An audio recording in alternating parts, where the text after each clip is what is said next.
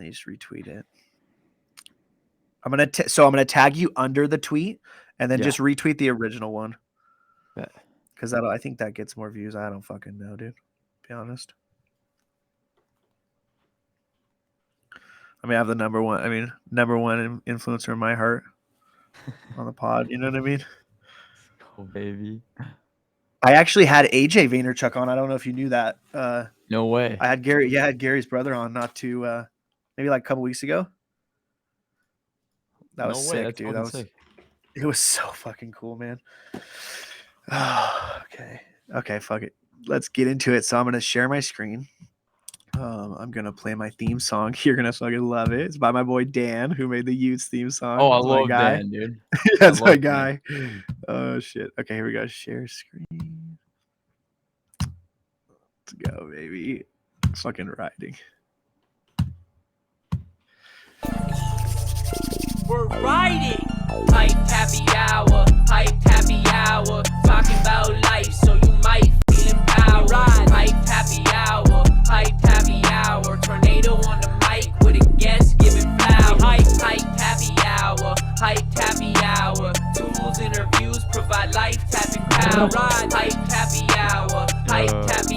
Let's go. Positive and light with advice, build your tower. Happiness is key, so you gotta bring the smiles out. Inspiration needs a bit of passion to just wild out. Positivity and optimism when we ride out. Enthusiasm and dreams, gotta feed them till your time's out. Hey, let's fucking go, baby. We are riding Hyped Happy Hour, episode 33. I am Gentle Tornado. I am your host on this fucking journey. I created a company called Live Hyped. Hyped is an acronym that stands for happiness, inspiration, positivity, enthusiasm, and dreams. I thought it would only be right to start the show with an absolute shoey for my fucking squad, for the Degods, for Utes with my dunk lows here, dude. It's about 30 degrees here, so I'm wearing about 25 layers out here. But there's no fucking buddy else I'd rather be with right now. Let's fucking ride. Let's fucking go. Oh my god. Oh shit.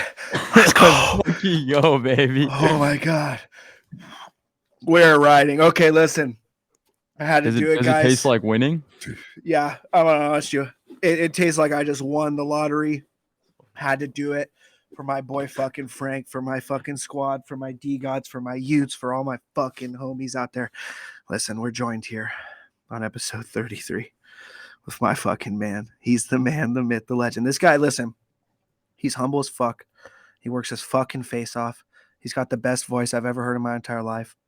He can take any criticism. He fires back. Frank D-Gods, dude, how are you doing? Absolute pleasure. Has to be the best intro of all time. Thank you so much. I appreciate it, man. And you are a living legend as well, man. So excited to do this. I'm telling the audience right now, I didn't know you can go live on Twitter. So, if you're watching this right now, blow it the fuck up. Let's get this thing going crazy. Super excited, man. Let's do it. Let's fucking go. Listen, I was like, I probably shouldn't do a shoey, to be honest, but I was like, there was no other choice. Like, I literally had famous last words, bro. My screen just went black. Yo, what? My screen just went black. Okay, that was wild. Okay, yeah, we're good. Can you hear me? Yeah. Yeah, okay, dude, my screen literally went black, probably because I wasn't supposed to do the shoey, but we fucking ride, baby. Let's go. Listen, we started off with what we're grateful for today. So what are you grateful for today, Frank? I'm just grateful, man, like that we get I'm grateful for everybody in the community that just is understanding, and I think that there's a lot of people in the community that understand that there's ups and downs, and I just never take that for granted. I don't know. What about you? Today, man, I'm grateful that my family's almost done with this sickness, dude. We've been sick for like fucking a week and a half, and we're just like, we're so close, man, to getting better. And I'm fired up because Thanksgiving is the Rona or just some normal like cold or something? Yeah, just like a deep like cough, like a cold chest cough. And yeah, my kids had it, man, and then like they got my wife sick, and then I got sick, and it was just like, dude, I have an 8-month-old, so like once my wife gets sick, like it's GG, bro. We're down bad. So, but we're back, baby. We took the weekend, you know what I mean? We rested. Thanksgiving's coming up. Can't be sick for that shit. So I'm grateful for that. Let's go, Let's man. fucking go. Listen, I don't know if everybody sees this shit watching live, but your boy Frank has a happy fucking sweatshirt on. This shit is a fire. This is fire. I had to bring the heat too. You know, wearing the limited edition V Friends merch. You already know. You know what I mean? Shout out. Fucking got ice in my veins. You already know. Listen, so what we do on the podcast is we bridge the gap between personal life, Web3, all together into one. You know, Hyped has been my absolute passion for my last 6 years of my life. And if you look down at my logo, is an H with a heartbeat in the middle, because we never know how many heartbeats we have. So here at Hyped, we live every single day like it's our last, and we just go for it every single day. So I'm here on a mission to make positivity louder and to bring noise to the words within Hyped. So Frank, how we started off is we just get into a 2 to 5 minute superhero-esque, like, who's Frank Degods? Like, tell me a little bit about your childhood. Tell me where you came from. Tell me how you got into Web3. Like, give me everything. Yeah, happy to. All right, so yeah, I grew up wanting to make movies and went to school for film. And when I got to college, my friends and I mean, I just didn't make a lot of friends in the film program. I ended up just making friends with people in my dorm. And honestly, we had an idea for a business, and you know, we started it in my sophomore year, and it kind of started to take off pretty big. And I try not to give the details of the business because it's kind of like a big startup, and people would know, you know, if I referenced it. But yeah, basically, like, it started going really well. We got into this program called Y Combinator, which is like a startup accelerator. They pick a few startups every year, and you know, you get like this personal mentorship, but it's also a super cool network I got to be a part of. And they made me drop out of school to do it, and so I dropped out my second year, and then from there, was running that business for about a year, and it just felt like, you know, we were all college kids when we started it. Started to get pretty big, and you know, we just had too many co-founders, and so me and two other guys that were on the team all left. And right after I left, I went to a coding boot camp, and because I was just like, when you're doing the startup, I got really deep. I thought my whole life I wanted to be a film, like make movies, and got really into startups and business, and kind of fell in love with that. And I knew I wanted to be in the tech industry, but I didn't know how to code. Obviously, I didn't go to school for coding or anything like that. So I felt like I just needed to learn that skill set. So I went to a coding boot camp and then got a job as a growth engineer at a startup that was valued at like about 5 million. And I ended up driving about 20 to 25 million dollars in revenue to that business I was like a one person growth team. And so then they raised a 500 mil valuation. And at that time, I was like tweeting a lot. Yeah, it was pretty cool. It felt like I was Holy a big part of shit. that win, which was awesome for the company. But at the time, I started kind of blowing up on my personal account on Twitter, and from just talking about all the different things we were doing on the growth side for that company. And so I started to get all these offers from other companies that wanted to poach me to work for them. And so I was I think this is when I was 21. And so then I just started, it was COVID. And so I just started taking like jobs as side hustles and just like, you know, contractor job with a bunch of these different startups to do growth for them. And kind of started to get burnt out from that around the same time I got really deep into crypto. And so I, yeah, got really deep into Binance, shitcoin trading, was a Bitcoin maxi. And my friends and I at the time were always trying to do these like side hustles. And at one point, Taylor, who's on the team, one of the co-founders, had the idea, hey, maybe we do an NFT project. And I was following Solana pretty closely at the time and felt like, hey, maybe we launch something on Solana. And so we had the idea to launch an NFT project on September 2nd, 2021. And that started the most intense sprint of my entire life and of any of our entire lives. And in our apartment, we launched you know, the first pre-sale of Degods 20 days later. So we did everything from idea to like the first version of the art, in basically a fucking fever dream of 20 days. And then basically launched Degods and been doing that ever since. So that's me in a nutshell. Yo, like, It's been a crazy listen, last few years, man. I mean, yeah, yeah. Even before I mean, Degods, like, shit was just nuts. Things have been crazy, and yeah, never would have expected this is what I'd be doing, but feel grateful to be doing it and excited for the challenge. Yo, I mean, like, listen, like some of us have 3 kids, like NATO. Some of us grow a business from 25 million or whatever you said to 500 million. You know what I mean? Like, it's different things. Like, I get it. You know what I mean? You're fucking riding. Like, oh my God, I dude, mean, that was I was incredible. just an employee, but Yeah, yeah, I yeah. yeah, I mean, I'm proud of the work we did at that company, and it was really, really cool to be pretty young, be like the youngest person at that organization and drive a lot of impact and get like, respect. But the whole part of the reason why I even was burning out was I didn't want to take on 5 jobs. Um, but I was Yeah, grinding to actually just make money to put more money into crypto at the time. But my boss just never wanted to promote me, which is kind of challenging because I felt like, dude, it's kind of fucked because I was contributing a lot to the company and kind of working more than the hours times a million, what I was supposed to be yeah. doing and getting results. But I think a big part of it was just how young I was and they didn't feel like I would be good at managing people. And so, yeah, I mean, overall, that was an intense experience. And basically, the day after the first pre sale, I quit my job and we've just all my jobs and just been doing this Yeah. ever since.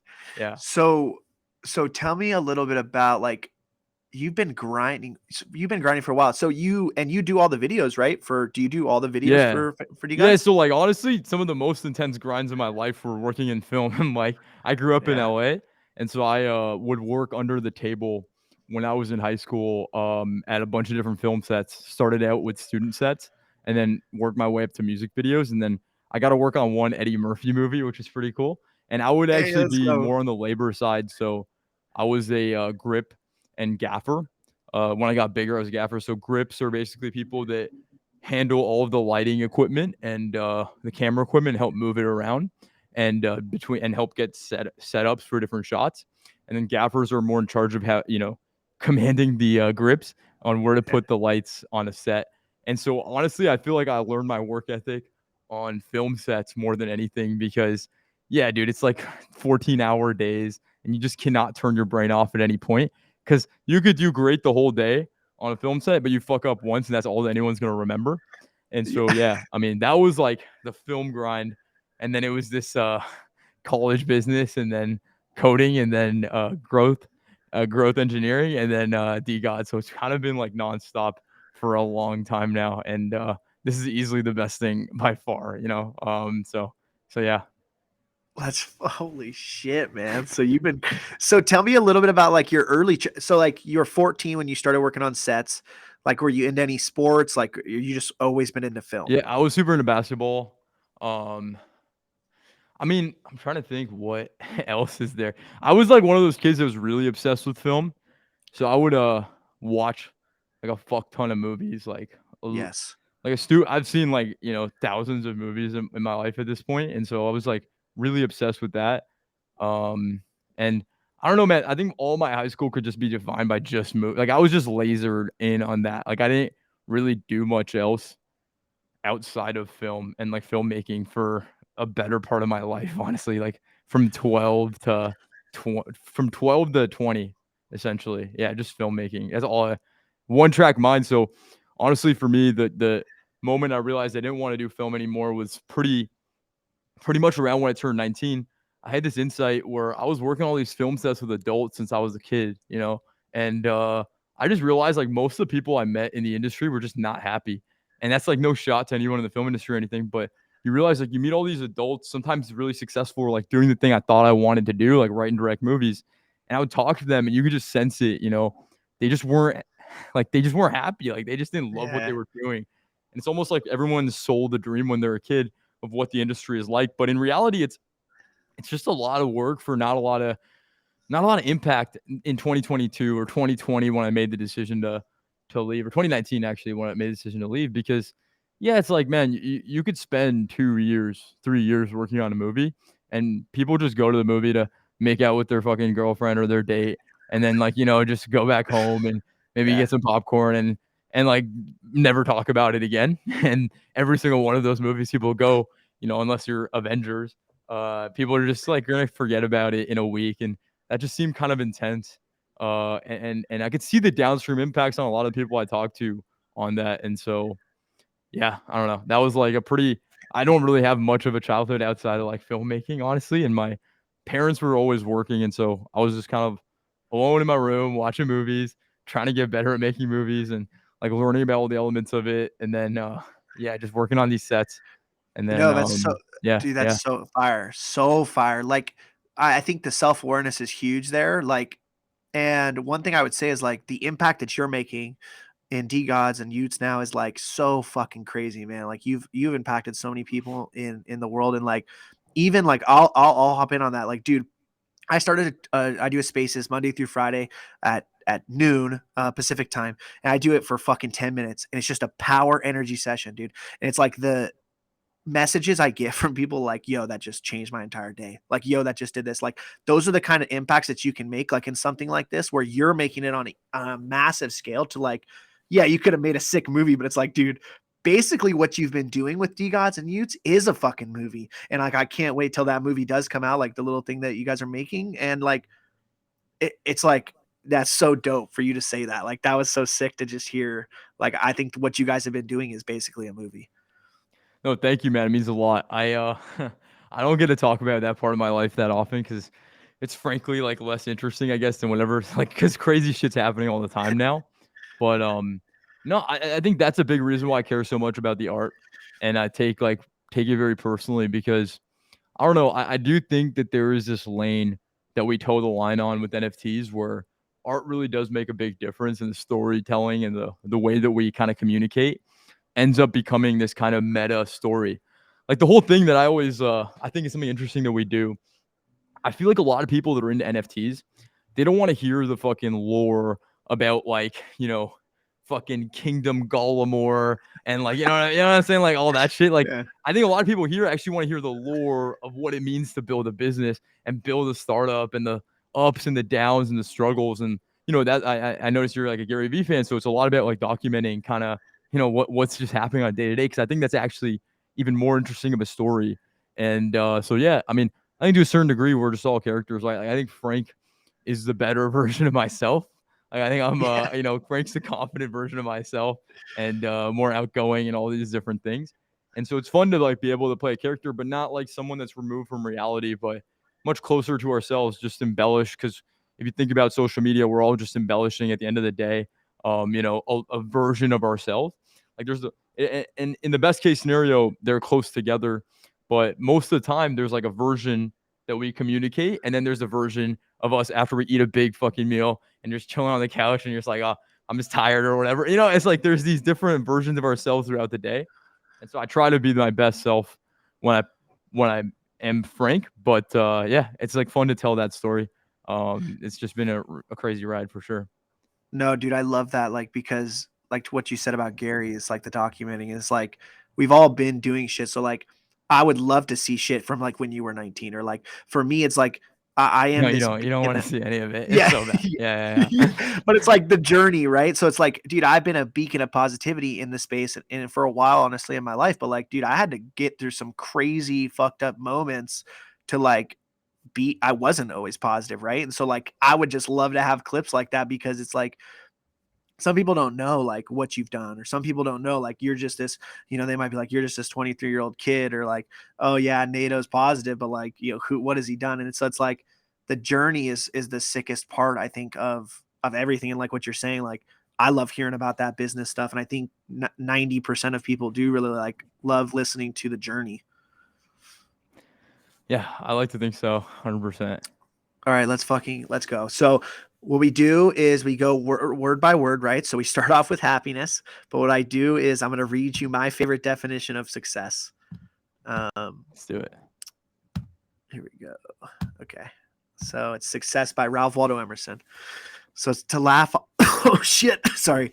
To laugh often and much, to win the respect of intelligent people and the affection of children, to earn the appreciation of honest critics and endure the betrayal of false friends, to appreciate the beauty, to find the best in others, to leave the world a bit better, whether by a healthy child, a garden patch, or a redeemed social condition, to know even one life has breathed easier because you have lived. This is to have succeeded. Have you ever heard that? No, I haven't. That's a fucking banger. What do you think? No, I love it, man. I mean, I think the biggest thing I took away from that is just yeah, there's like different definitions of success, but like, yeah, I mean, what's your main takeaway from it? Making one person breathe easier. Yeah, I think that's it. I mean, damn. there's nothing No, I'm about like, I'm a little bit finances. speechless, man. That's a banger. I had never seen that before. Oh, let's fucking go. Listen, dude, the poem at the end of the fucking episode, you're gonna fucking love. Oh, Okay, fun. so the first so the first question under happiness is what makes you happy every single day? I just like, so okay. I personally feel like a lot of my happiness comes from making other people happy. So I have a very specific story on this. That it just changed my life, and I don't know.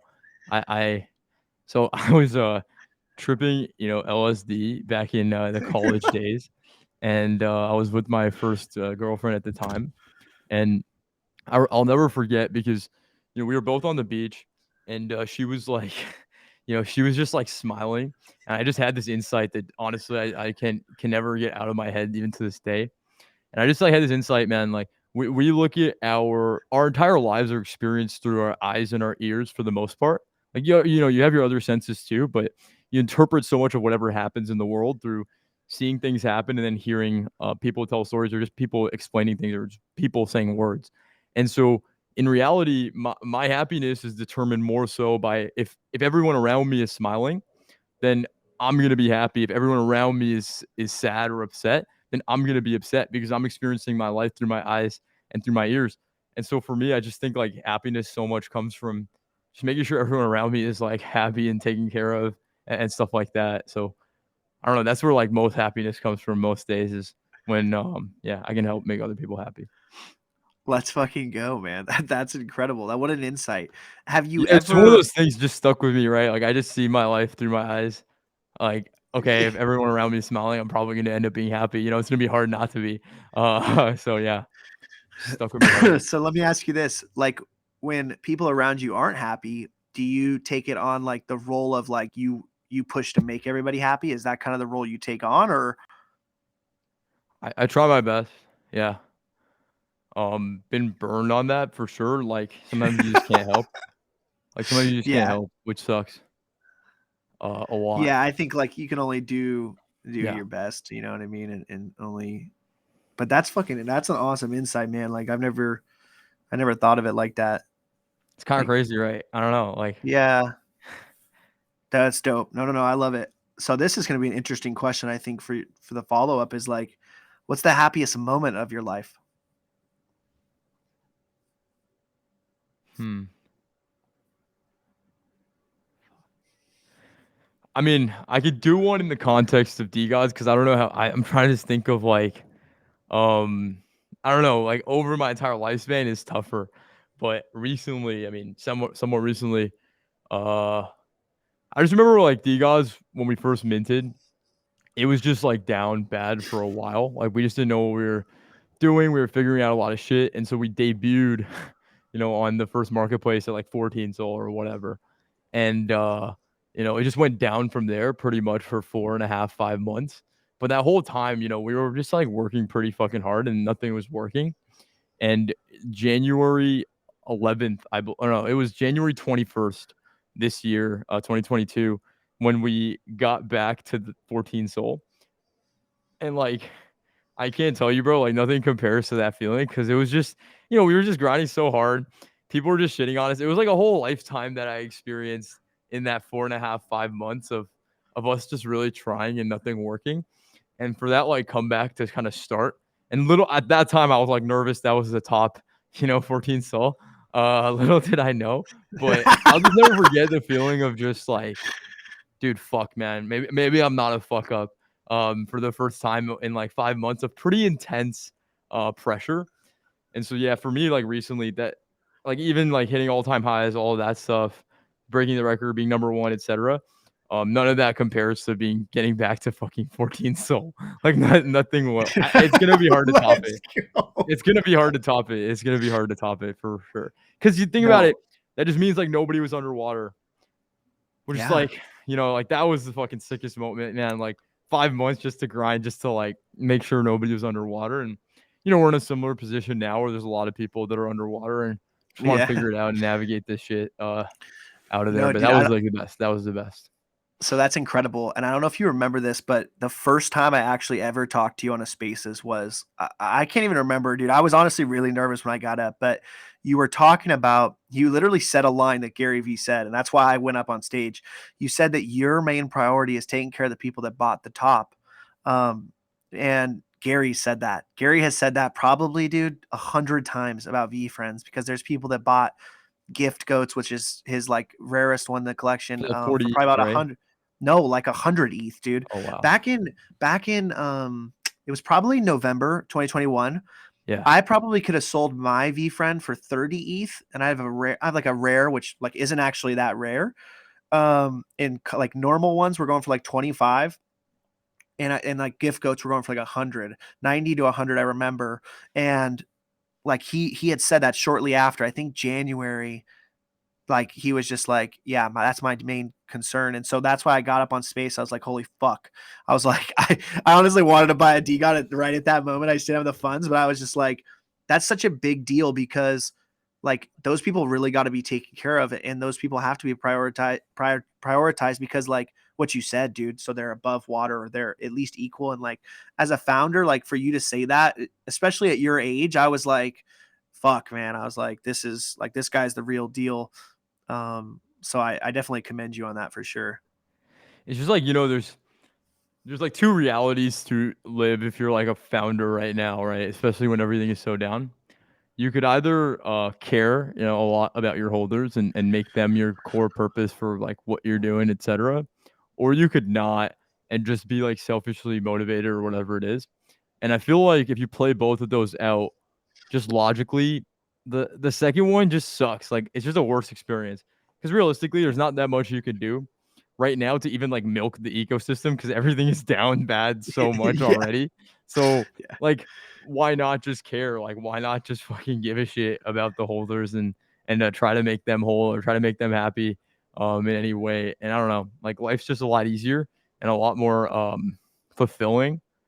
For me, I guess like we even go back those 4.5, 5 months that that Degods was down after the mint, dude. Every single day I would wake up and just think about rugging the project, like every single day, like without fail, like almost every day, because it'd be the same experience. I'll wake up and I'll go on the Discord and people will be mad at me. I'll go on Twitter and people will be mad at me, and people were just upset. And back then, nobody really knew who I was to the degree maybe people do now. And man, like people are just vile, angry as fuck Yeah. Yeah. over like, Yeah. a through soul mint or whatever. And so it was just like intense. And I just felt like we launched like so many different things, We had like a D Gods week. We built this fucking blogging tool to let people tip bloggers and make content. We built like this Reddit forum thing. We tried out this building our own custom marketplace. All this shit just didn't get traction and didn't work. And I was like, what's the fucking point of trying? Like every time we launch something, the floor just goes down. People get more mad. They're like, I don't know what, I don't know. I don't know what to do. And so I don't know. For me now, it's just like it's a lot easier to deal with a lot of this shit because most people just forgot about it, right? And a lot of the holders just kind of checked out at that time and then woke up in January, started mooning, and they're like, "Oh fuck, I Yeah. forgot I had this thing." But there's a few holders that were pretty active through that whole time.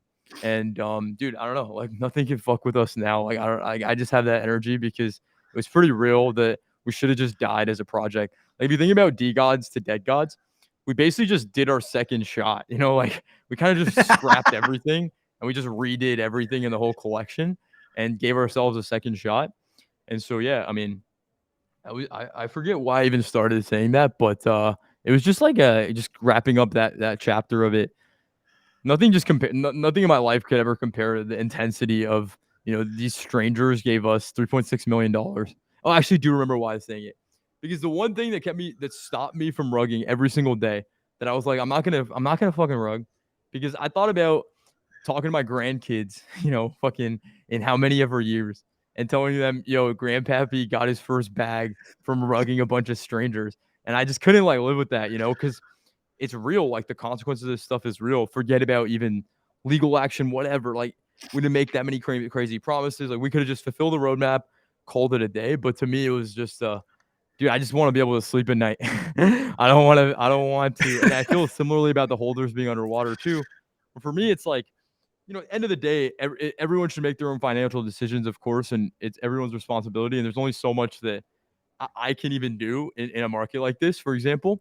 That being said, I don't know. I just feel like I can sleep better at night when I know I'm working to fucking make the holders whole and make them Yeah. happy and, take this thing all the way to the top. And that's kind of how I look at it right now. So, yeah. No, I think that's epic, dude. I think there is a intense level of of entitlement in the space that's like just absolutely fucking crazy. I think Yeah. that's in life though. Like right now, like our world is really entitled, and so that translates 10x, I think, into the NFT space. And like the bottom line is like there's like I would say like 90% accountability on the person that buys it and 10% on the founder, because like 90% of the person buying it, like you just have to take accountability for the fact that you bought, even if you bought a DGOT at 600 sold, like you made that decision, you bought it, nobody told you to do it, right?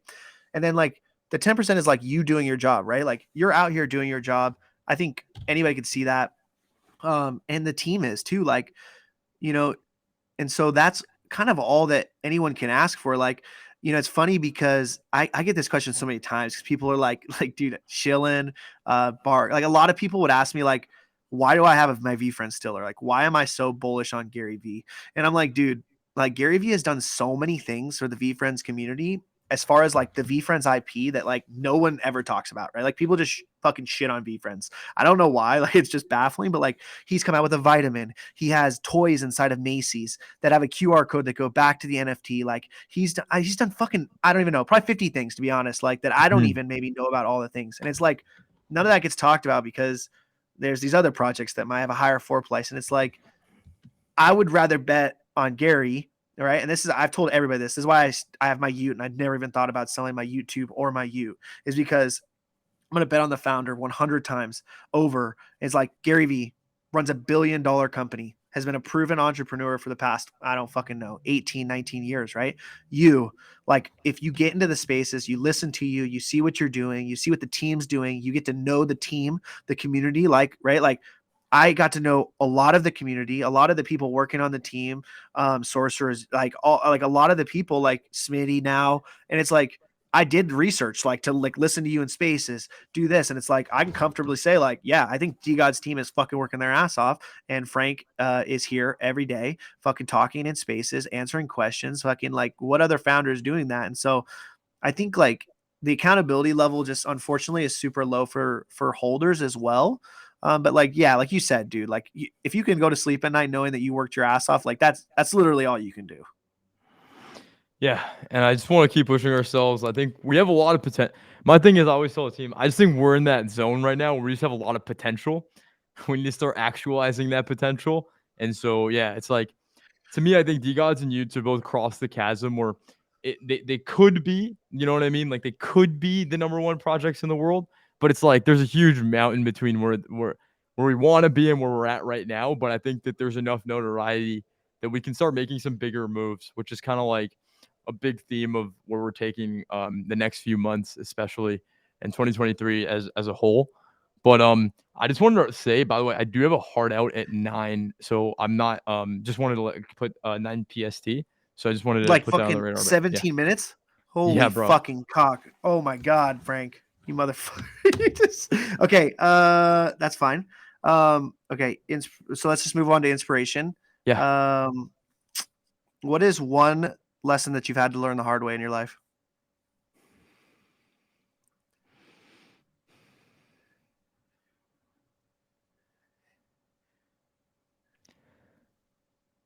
that sometimes like you want to do really good things for the people around you, but you end up hurting everybody more if it's not like, if they're not the right position or they're not the right person or whatever for that job or for that responsibility. Like, something for me is I've always been the kind of guy to work with my friends. Like everything I've ever done has been something I started with my friends that ended up becoming a lot bigger, whether it was my startups, the content stuff that we used to do on TikTok, and then even now with like the gods. But the thing that's tough is just not everybody scales, you know? Like people don't necessarily scale up with the increased level of responsibility at a growing organization. Some of the toughest conversations I've ever had to have been over like the last few months with people that we let go and stuff like that. And so I just think that, yeah, I have this tendency sometimes to uh, project onto other people, you know, what I think they could be capable of. But if they don't really want that thing or they're not excited to do that thing, then it's just never going to work. And so that's been like the hardest, easily the hardest stuff for me. No, I mean that's incredible. Like to learn that in your life and like to move forward. Those are like really important lessons that help you grow, not only as a founder, but like just as a person. This will be a fun question. What's your favorite inspirational movie? Honestly, dude, the one it's a banger and it got underrated as fuck. It's the Steve Jobs movie. Like, not the Ashton Kutcher one, the Michael Fassbender one. It's written by the same guy that made The Social Network, Aaron Sorkin. And dude, it's just a masterpiece, bro. I don't know what to say. Like the way the movie is set up, it's literally just three scenes.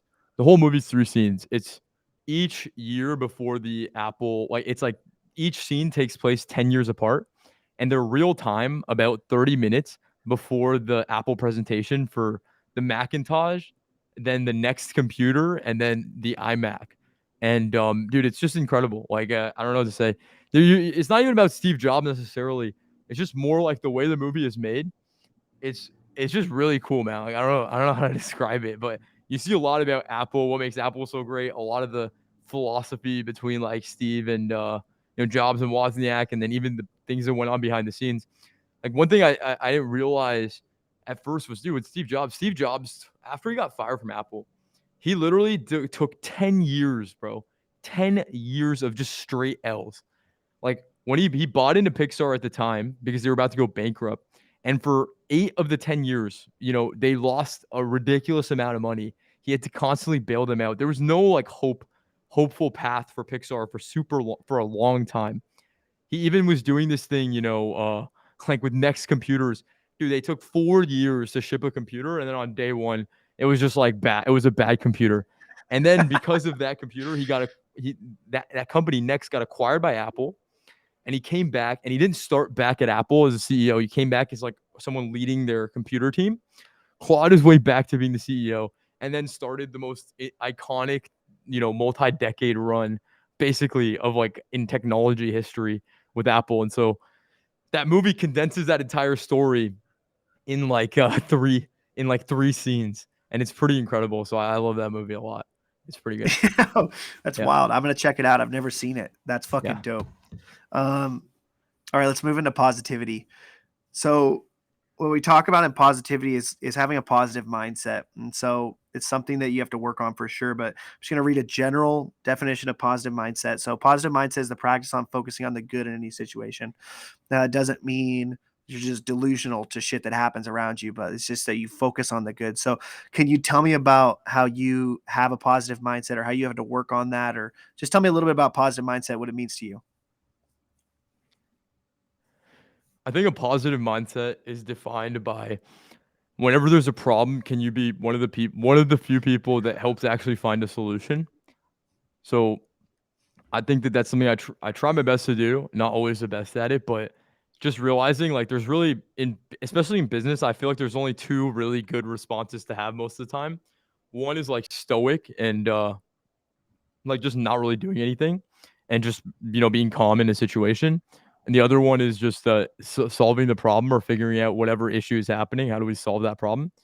And so I try to fluctuate between both of those things. I'm not always the best at it, but yeah, I feel like positivity for me, because I'm pretty pessimistic, or I'd say skeptical by default.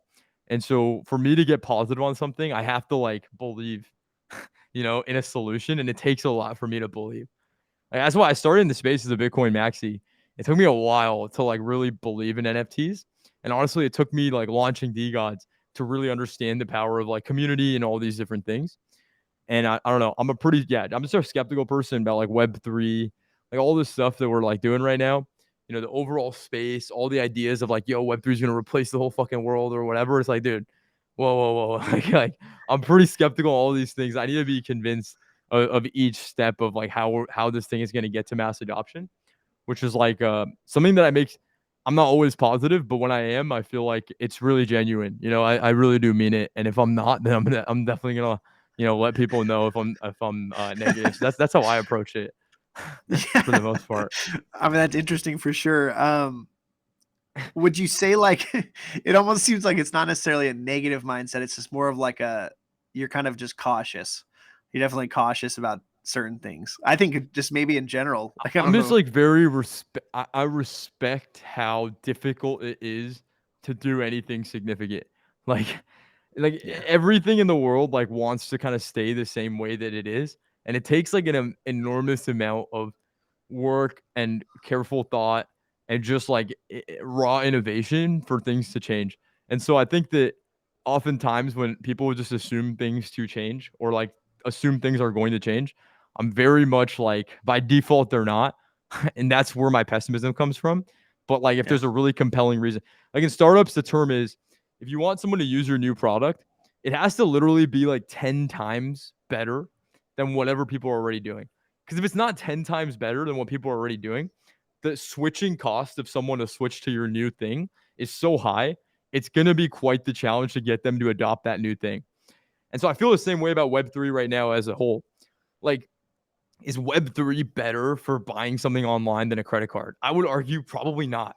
Yeah. Like it's probably easier to use your credit card. So what is it going to be in crypto that makes it 10 times better to use Web3 rails than what already exists? And I think the number of those you can count on your hand right now, or probably like you don't even need your whole hand in terms of use cases in Web3 that are like actually 10x better, than what we have today.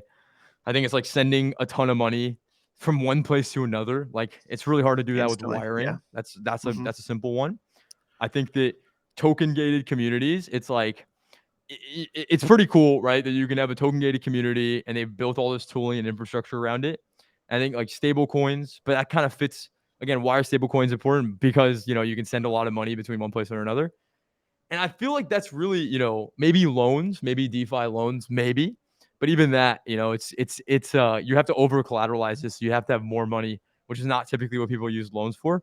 So I mean, I think the numbers are slim of what's like actually 10 times better than what else exists out there. So yeah, I'm waiting, I yeah. I'm skeptical So I until agree with you. something So good comes like, out.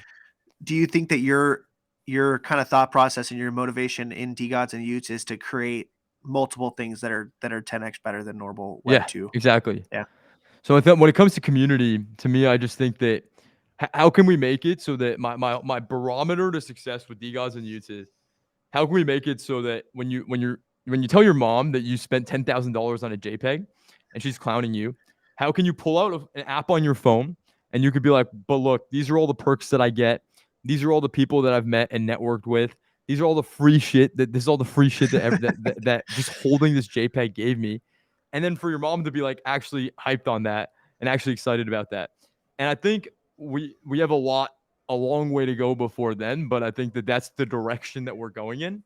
Because to me, that is 10x better than whatever else out there exists when it comes to meeting people on the internet, finding your tribe, buying something and getting rewarded for holding that thing, like all these different things where I'm like, well, yeah, this is just gonna be hard to find anywhere else. And so that's the lane that we're going in with pretty much everything we're building.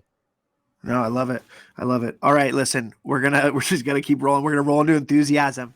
This is my shit, right? I'm fired up every single fucking Fucking day, bro. riding. Let's Listen, dude, go. listen. We got one fucking life. That's it.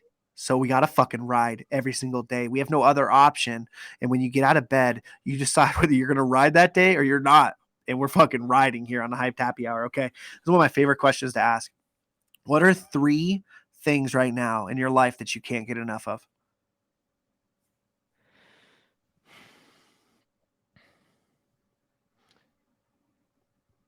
Can't get enough green candles. Right now, I just cannot get enough, quite literally. Um, I just love spending time with Eden. My girlfriend, she's amazing, and I can't get enough of that. And she works in Chicago, so that's tough. And let's see. Yeah, I don't know. I can't get I can't get enough hours, man, in the fucking Yeah. day. I need more hours in the day, honestly. That's, I mean, those are my 3 answers. I'm pretty bad Give with me these, like, but yeah, I'm give me trying my one. best. What No, about I you? know, no, you're killing it. Wait, what? Before I answer, give me one thing that you're obsessed with right now. Events management. Let's Like, go. I'm obsessed with how can we make it so that we can have simultaneous or just, like, much more frequent events around the world whenever people want to have events and actually have Yeah. those be sick. So I'm pretty obsessed with that as of recent. Yeah. No, that's sick. That's super sick. First of all, shout out to Eden. She's an absolute fucking gem. Oh my gosh, she is riding every single fucking day. Listen, my 3 things that Clip I'm that. obsessed with right 45 now. minutes. Yeah, Let's get it. We got 100 it. dude, there's so many clips in here you don't even worry about it. 3 things that I'm obsessed with only because you asked me. We're super short on time, but obsessed with my kids, mainly in their growth as just like little humans. I'm obsessed with like molding them into just being good people. I'm obsessed with me and my wife's relationship, and I'm obsessed with this podcast. Like this podcast is my absolute passion. I know I'm gonna make money one day off of it, and it's just like I know it's helping someone somewhere, and that just fucking is something that I love. So that's it, dude. Fucking That's what go. I'm fucking. We're fucking writing. Fucking Okay, riding, listen. baby. Let's go. I kind of want to ask you this. I'm super intrigued to see if this is different than the 14 soul thing. What would be your most exciting moment in Web3? Like one moment that was just like fuck. Like I mean, was it on stage with Elon? Like I don't know. Like maybe you have like me and my boys flip something for 100 soul. Like I don't know. You know what I mean? Yeah, I mean, it's got to be the Degods New York event. Okay, Like, let's go. dude, I don't know what to say, man. Like, that was just nuts, man. It was Yeah, wasn't on the something we yacht. spent almost a year building, and I don't know, man. Like, it was just crazy, dude. There's so many real people there that were just passionate and loved what we were doing, and I don't know, man. Like, that was just cool to put so many faces to so many names, and yeah, man, that was next level. I don't know. Are you guys That's and you guys are gonna do like a and then Utes that was slash cool. D? Yeah, yeah, yeah. That was like just like a big moment for the whole team, honestly, of just like guys, like this is fucking real. Like it's as real as I could possibly get. And so yeah, that was awesome. Yeah. Okay, I can't wait to go to the DGOD slash Utes event in New York City this year. You need to go to VCon. Not necessarily have to do an event. I think you have to be at VCon, Frank. And we're fucking Dude, they riding. should get me to Uh, speak at VCon, right? I mean, come on, you have bro. to Like, apply. I You was should supposed apply, to dude. this year for Solana, but like I just asked, like the person hit me up, I didn't reply, and it was too late. And so they had like the Catalina Whales guys or someone do it, but I was supposed to go, man. I'm gonna go for Do you sure want me next to? year. Do you want me to send you the application thing? Not that you I'm would like down. I honestly even mean, have to apply. it's Like kind it'll of probably early, just. right? I mean, when is it? When is it actually? It's in May. Oh, no way. Okay, yeah. So, Yeah. I mean, I've chatted with Gary a few times now, so I mean, I'll probably Let's go. try to see if I can make something happen there. But yeah, I would love to speak at Vegan. I would love to actually meet the guy. I feel like with Gary, it's always interesting because I watch enough of his content that I have no idea what I would ask him. You know what I mean? Like I watch enough, I've seen enough of his Yeah. content to me where I'm like, I'll keep watching it, but it's just like, yeah, I mean, I just Yeah. know what he's gonna answer. You know what I mean? Like at a certain point, it's kind of tough. So I'm curious, like, what got you into Gary, or what gets you hyped on Gary? Or I don't know. I don't want to So derail, but I yeah. So know you got like I fucking a have to few go minutes. drive right after this, but I could probably stay like 5 minutes in. Okay, okay, okay. Listen, you give me till 9:05. I'm gonna fucking love you forever. Listen, Okay, okay, bet. real quick. Done. I'll do the quickest Gary Vee story. So, Yeah. yeah, like 9 years ago, my best friend showed me Gary, and he just absolutely transformed my life. Transformed. I run a franchise for my dad, and I basically turned my dad's. My story is similar to Gary's. Like I basically took my dad's business and grew it like 300 400%. No equity in the company, and I just I did it for my dad. I still work for him for not much longer, hopefully, but like Gary just literally changed my life. Following the things he did, made me a better husband, made me a better person. And I took like what Gary teaches, and I made it me. Like I made it what I am. And I've been gentle tornado my whole life, but like those lessons have taught me. And so like what's crazy is a lot of people don't know this, but I had a viral video last April or fucking this April. Holy shit! I gave my best friend that introduced me to Gary. I gave him a V Friends 2 for his birthday. I airdropped it to him. He didn't get to mint one. So I surprised him and I airdropped him. We filmed it, and My buddy cried. It was crazy. And anyways, it went viral. Gary reposted it. Gary was like, "This is what VFriends is about." I was like, "Holy fuck." So anyways, fast forward to VCon. Yeah. I was like, I have to meet Gary. This is like one of my fucking idols. I have to meet him. And so this motherfucker took selfies for like 10 hours every single day. It was insane, right? I can only imagine. Yeah. Bro. So the first day I waited for fucking 9 hours and I didn't get to take a selfie with him. So I was like, fuck this. We'll go back Sunday. So I literally in line and I call my wife. I'm like 3 in. I'm like fucking the 5th person in line to go. Like he hasn't even shown up yet. I call my wife. I'm like, I start fucking crying, dude. I'm like, I don't even know what's going on right now. Like I'm fucking bawling. I was like, this guy has literally changed my life. Anyways, I composed myself and dude, so I let my best friend go first. Gary knew who he was because of the video. So my buddy just like fucking had the best experience. And I literally went up to him. So I was next and Gary pointed at me and he goes, "Dude, what you did for your best friend was the fucking realest shit I've ever seen." I literally started fucking bawling, dude. We hugged it out. And then I did a gratitude. I don't know if you ever seen, but I do gratitude day videos every single day. And he did it with me. It was number 95. No So it's like, way, it's just bro. fucking crazy. Like there was no real time to bullshit or talk, but I was just like that experience of him knowing me from that one video of like really truly what VFriends means and like what Gary has done for like I think the world and kindness and giving is like this was like fucking all came full circle and was just fucking wild. And I know he knows who I am now because I'm just like fucking positivity louder guy. So yeah, just wild, bro. So So I sick, hope you're bro. That's there. fucking Yeah, yeah. amazing, man. So I That's can't. amazing. Yeah, thank you. So I hope That's you're there. amazing. Listen, dreams, dude. Let's just go right into it. We got fucking a few minutes. I'm gonna tell you my dream for my life, and you're gonna go off the cuff, fucking Frank's dream that he has for his life. So I'm Gentle Tornado. Okay, I'm an honest, enthusiastic, and successful man that will inspire others to live their life through happiness. So who is Frank Degods, and what is his dream? Hi, I am Frank Degods, and my dream is to help create a lot of millionaires. Be a part of it. I wanna do that. Or just people that are financially free. That would be like the best thing I think I can do in my life. Fucking banger. Listen, I'm gonna read you this poem. It's gonna Yeah. change your life. Okay, it's called The Dash. It says, I read of a man who stood to speak at the funeral of a friend. He referred to the dates on her casket from beginning to the end. He noted that first came the date of her birth and spoke of the following date with tears. But he said what mattered most of all was the dash between those years. For that dash represents all the time that she spent alive on earth, and now only those who loved her know what that little line is worth. For it matters not how much we own, the cars, the house, the cash. What matters is how we live and love and how we spend our dash. So think about this long and hard. Are there things you would like to change? For you never know how much time is left that can still be rearranged. If we could just slow down enough to consider what is true and real, and always try to understand the way other people feel, and be less quick to anger and show appreciation more, and love the people in our lives like we've never loved before. If we treat each other with respect and more often wear a smile, remembering that this special dash might only last a little while. So when your eulogy is being read with your life's actions to rehash, would you be proud of the things they say about how you spent your dash? Damn. It's Damn. fucking, it's fucking Fucking garbage. holy shit. It's intense. Yeah. I just like, yeah, man, be more quick to understanding than anger. I forget what the exact line was, but yeah, it's just real, man. People need to hear that right now for sure. Let's go. Less quick to anger and more love, dude. That's it. Yeah. Okay, listen. Dude. How we wrap it up is you get to ask. Okay, you leave the audience with one final thought that could literally be anything, whatever you're feeling, and then a question. Wait, what kind of question or Whatever. like a Literally prompt anything. to the audience, like a question? Yeah, fuck Um, it.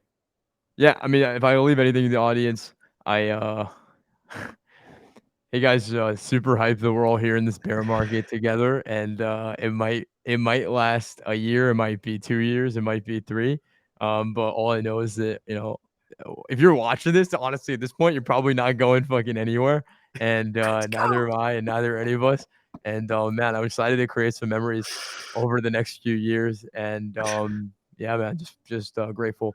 So thank you so much. And my question, I guess, is something I always say is why not? That's it. Let's go, dude. Why not, dude? Hype Happy Hour episode 33 with my boy Frank Degods, motherfucking legend, dude. Let's fucking Let's go, fucking baby. ride, bro. Let's fucking ride.